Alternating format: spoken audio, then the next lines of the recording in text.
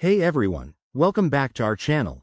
Today, we're diving into a super practical topic: how to mark as no-show on Expedia for 2025. If you're a host, property manager, or even a traveler dealing with bookings, this could save you a ton of time and prevent any mix-ups. With Expedia's updates in 2025, the process is even more streamlined, thanks to new AI features that make everything quicker and easier. Let's jump right in. First things first, make sure you're logged into your Expedia account. Head over to the Expedia website or app and enter your credentials.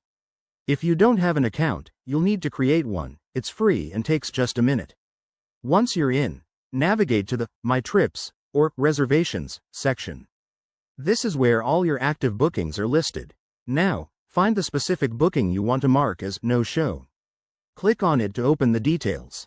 In 2025, Expedia has introduced a handy Booking Status tab at the top.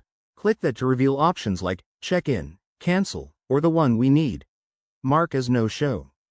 Before you proceed, double-check the guest's details and any communication history to confirm they didn't show up. This step is crucial to avoid any errors. Once you're sure, select Mark as no-show and follow the prompts. You'll likely need to add a quick note explaining why, such as guest did not arrive by check-in time.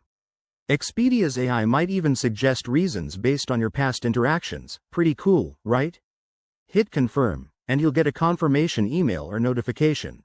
That's it. By marking a booking as no-show, you're helping maintain accurate records, which can affect refunds, reviews, or future availability.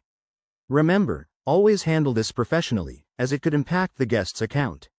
If you run into any issues, Expedia's 24/7 support is just a chat away. Thanks for watching. Hit that like button if this helped, and subscribe for more travel tips and tech hacks. See you in the next video.